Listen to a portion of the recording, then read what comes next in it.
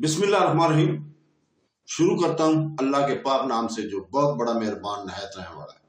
دوستو، بہنوں، بھائیوں، بزرگوں، السلام علیکم۔ تاریخ اسلام کی سلسلہ وار قسط نمبر 87 میں ہم مغل اعظم جلال الدین اکبر کا 5واں حصہ آپ کے سامنے پیش کر رہے ہیں۔ تو دوستو، شیخ احمد سرہندی حنفی علماء کے خاندان کے سپوت تھے۔ سن 1599 میں 599 میں وہ دہلی میں نقش بندی سلسلہ میں داخل ہوئے۔ اپنی تحریروں، تقریروں اور شہنشاہ جہانگیر کے ساتھ اپنے گہرے تعلقات کے ذریعے انہوں نے ہندوستان کے سماجی اور سیاسی صورتحال پر انتہائی گہرا اثر ڈالا تھا۔ انہوں نے اپنی تحریروں کے ذریعے دمشق کے امام ابن تمیمہ اور امام حنبل کے افکار کو پھر تازہ کیا اور 100 سال پہلے ہی سعودی عرب کے شیخ عبد الوہاب رحمۃ اللہ علیہ کی آمد کی پیشین گوئی کی تھی۔ شیخ احمد مذہب میں کسی بھی نئی بات کی سخت مخالفت تھے۔ ان کا خیال تھا کہ مذہب کو صرف خلفائے راشدین کی سادگی اور سختی کا علمبردار ہونا چاہیے۔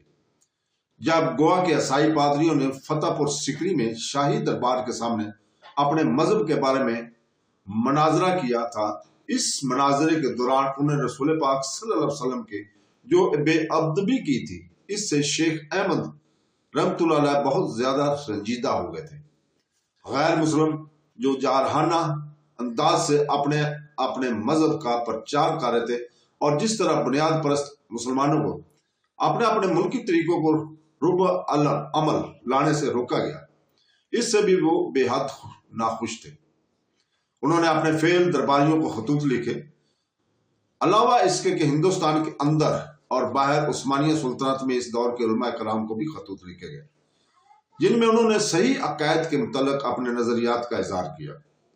ان خطوط کا مکتوبات امام ربانی کے نام ترکی، فارسی اور اردو میں ترجمہ ہو چکا ہے اور دنیا بھر کے مسلمانوں پر اپنا اثر ان خطوط نے چھوڑا ہے۔ آنے والے مورخین نے ان کی تحریر کو مجتہیہ قرار دیا ہے۔ شیخ احمد سرہندی رحمۃ اللہ علیہ نے وحدت الوجود کے انتہا پسندانہ تعویلوں کا جواب یوں دیا کہ انہوں نے وحدت الشہادہ کے اصولوں کی بصیرت افروز تشریح کی، ان اصولوں کو استحکام بخشا، ان کی فصیح و بلیغ معافی اور مطالب کو سامنے رکھا گیا۔ علماء کرام میں شیخ احمد سرہندی رحمۃ اللہ کا مقام اقتدار اعلیٰ کے انہیں علماء کے طفیل صف میں انہیں مجتہال الفسانی کے نام سے یاد کیا جاتا ہے۔ برصغیر کے 3 عظیم مفکروں میں شیخ احمد سرہندی رحمۃ اللہ علیہ سب سے پہلے آئے۔ ان کے بعد دہلی کے شاہ ولی اللہ اور لاہور کے محمد اقبال رحمۃ اللہ علیہ آئے۔ شیخ احمد اور شاہ ولی اللہ دونوں صوفیان پس منظر سے ابھرے، دونوں کو آفاقی طور پر مجتہد قرار دیا گیا۔ لاہور کے محمد اقبال رحمۃ اللہ کی پرجوش شاعری شیخ احمد اور شاہ ولی اللہ کی چھوڑی ہوئی تصوف کی معراج کی بازگشت ہے، لیکن اقبال رحمۃ اللہ علیہ ان دونوں سے ایک قدم اور آگے بڑھے اور انسانی خودی کی آزادی اور پاکیزہ عمل کے سلسلے میں ان کی ذمہ داری پر زور دیتے ہیں۔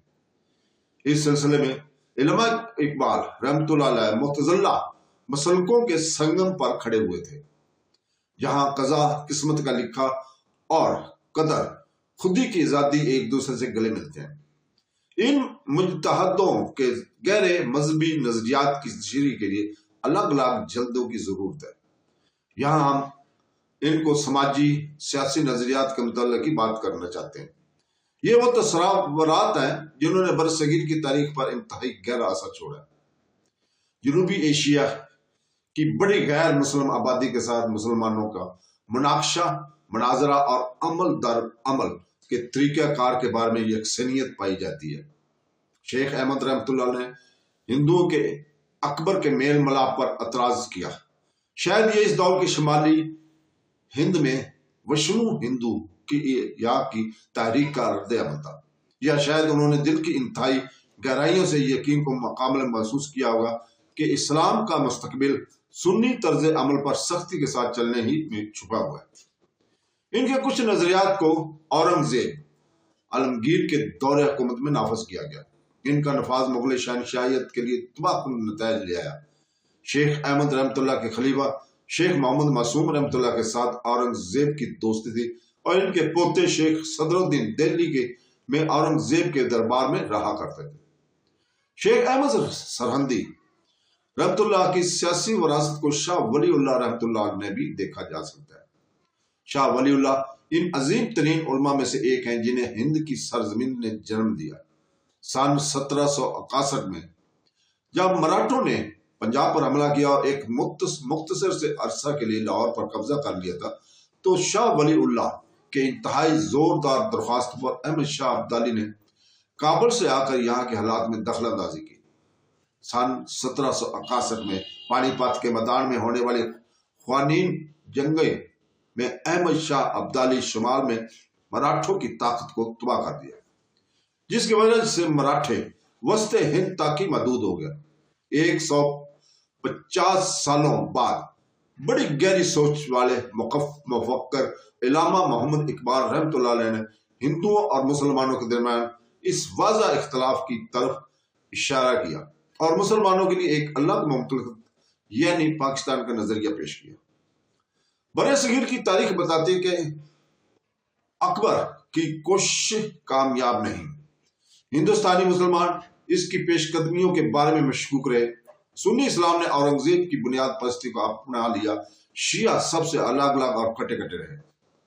ہندو اور مسلمان دونوں نے بھی جارحانہ موقف اختیار کر لیا تھا۔ سکھوں نے جو مسلمانوں اور ہندوؤں دونوں کے درمیان دوری کو ختم کرنے کا بیڑا اٹھایا، لیکن اس کا نتیجہ دونوں کے ساتھ لڑائی کی صورت میں آیا۔ سن 1947 میں برِ صغیر کی تقسیم اس سے ہونے والے خونی واقعات جس میں ہندوؤں، مسلمانوں اور سکھوں نے آپس میں ایک دوسرے کا قتل عام کیا اور قتل خون کے اس سلسلے کو جاری رکھا، یہ سارے حالات سماجی اور سیاسی طور پر ان مفاہمت کی پیش قدمیوں کے ناکام ہونے کا کھلا اعتراف۔ یہاں یہ ضروری ہے کہ اکبر کے کارناموں کا انگلینڈ کی ملکہ الزبتھ اول کے کارناموں کے ساتھ موازنہ کیا جائے۔ دونوں ایک دوسرے کے ہم اثر تھے۔ اکبر نے 1556 سے 1605 تک حکومت کی، جبکہ ملکہ الزبتھ نے 1559 سے لے کر 1603 تک حکومت کی۔ دونوں نے وراثت میں ایسی حکومتیں پائیں جو کہ کمزور اور منقسم تھی۔ جب شہنشاہ اکبر تخت پر بیٹھا تو اس کی حکومت بمشکل دلی اور آگرہ تک پھیلی ہوئی تھی۔ سن 1605 میں جب ان کا انتقال ہوا تو مغل شہنشاہ 10 لاکھ مربع میل سے زیادہ علاقے پر پھیلی ہوئی تھی اور دنیا کی سب سے طاقتور حکومت بن چکی تھی۔ جب ملکہ الزبتھ تخت نشین ہوئی، یورپ میں اس کی حکومت کی کوئی حیثیت نہ تھی۔ فرانس اور اسپین اس کے خلاف سازشوں میں مصروف تھے۔ اسکاٹ لینڈ انگلینڈ کے ساتھ جنگ میں مصروف تھا۔ الزبتھ نے متحدہ برطانیہ کو مضبوط کیا، اسپین کی بحریہ کو شکست دی اور انگلینڈ کو روم کے اثر کے دائرے سے باہر نکالا۔ سن 1603 میں جب وہ فوت ہوئی تو انگلینڈ مغربی یورپ کا سب سے طاقتور ملک بن چکا تھا۔ شہنشاہ اکبر کی سلطنت الزبتھ کی حکومت سے کہیں زیادہ پھیلی ہوئی تھی۔ اس کی آبادی انگلینڈ کی آبادی سے 10 گنا زیادہ تھی، لیکن شہنشاہ اکبر جنوبی ایشیا کے طویل و عریض سرزمین کا شہنشاہ تھا، بادشاہ تھا۔ اس نے مضبوط بحریہ بنانے کی کوشش نہیں کی۔ جہاز سازی کے لیے ضروری ساز و سامان بنگال اور گجرات میں مہیا تھا۔ اس کے لیے ضروری ٹیکنالوجی عثمانیوں، ترکوں اور چین کے ذریعے حاصل کی تھی، لیکن جہاں وہ زمین پر بہت طاقتور تھے وہیں وہ سمندر میں کمزور ثابت ہوئے اور ملک سے لگے تمام سمندر میں نہایت آسانی کے ساتھ یورپی اقوام کے سامنے سپر ڈال دی۔ اکبر کی طاقت کے عروج کے دور میں بھی مکہ کو جانے والے حاجیوں اور مشرقی افریقہ جانے والے تاجروں کو حفاظت کے لیے اپنے اپنے کاغذات پر پرتگالیوں کی مہر لگانی پڑتی تھی۔ سن 1600 کے دوران جبکہ شہنشاہ اکبر اپنی سلطنت کو مضبوط کر رہا تھا اور ہندوستان ایک حیران کن حد تک دولت مندی کے دور میں داخل ہو رہا تھا، الزبتھ اول نے ایسٹ انڈیا کمپنی کو ایک فرمان دیا۔ 200 سال بعد جب تاریخ نے انگلینڈ اور ہندوستان کو ایک دوسرے سے ملایا، قسمت کے اس کھیل میں وہ آپس میں ٹکرائے۔ عظیم مغلوں کی وہ غلطی کہ انہوں نے ایک مضبوط بحری بیڑے کو تعمیر نہیں کیا۔ इसी गलती के बहस ईस्ट इंडिया कंपनी को हिंदुस्तान आने का मौका मिला और मुगलों के बाद सर उठाने वाले नवाबों राजाओं को एक के बाद एक निगल लिया। ये अजीम मुगलों की पहली सबसे बड़ी तारीखी गलती थी। दूसरी यह कि शहंशाह अकबर ने मनसबदार के ओहदा कायम किए थे। जब सुल्तानत अरूज पजीर हुई तो इन मनसबदारों से हुकूमत को फायदा पहुंचा, लेकिन जवाल शुरू हुआ तो यही मनसबदार सरकारी खजाना खाली करने वाले बन गए थे। हिंदुस्तान और पाकिस्तान दोनों ममालिक में ये मनसबदार जदीदियत के राह में रुकावट बन गए। तीसरे, मुगल सरकार अलूम और टेक्नोलॉजी हासिल करने के सिलसिले में यूरोपियन अक़वाम से काफी पीछे रह गए थे। सन 1415 में यूरोप में छापा खाने की इब्तिदा हुई, जो पुरनष्ट इस्लाह तारीख का सबब बना। यह छापा खाना मुगलिया सुल्तानत के इलाकों में नहीं आ पाया। इसकी इब्तिदा यहाँ सिर्फ 18वीं सदी ईस्वी में ही हो पाई। दरबारी जिंदगी का महवर दौलत और ताकत बन गए, जबकि टेक्नोलॉजी और इजादात को पसे पश्त डाल दिया गया था। हिंदुस्तान किसी नियोन, ग्लेशियर या कपलर को पैदा न कर सका। चौथे, मुगल यूरोप के बारे में, वहां के लोगों के बारे में बहुत ही कम जानकारी रखते थे, जबकि यूरोप वाले इनके हालात से बहुत ज्यादा वाकफियत रखते थे। इधर उस्मानियों और सूफियों ने के भी यही हालत थी, वो भी यूरोप के बारे में कम जानकारी रखते थे।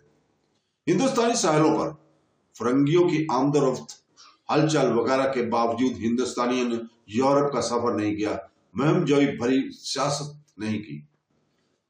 हिंदुओं के मुसलमान दोनों इन यूरोपीय लोगों से अलग थलग रहे। ये एक ऐसी अड़चन साबित हुई जिसकी वजह से दूर दराज सरजमीन से आने वाले इन ताजरों के बारे में सही मालूमात फराहम नहीं हो पाई।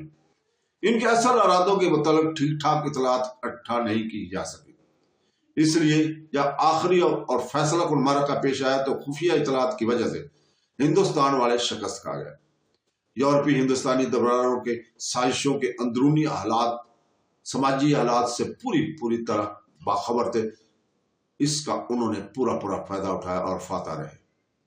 इस्लामी तारीख को शहंशाह अकबर की सबसे बड़ी दीन ये थी कि इसने मुसलमानों और गैर मुसलमान के दरमियान बामी मकालमा अमल की राह और हमवार की।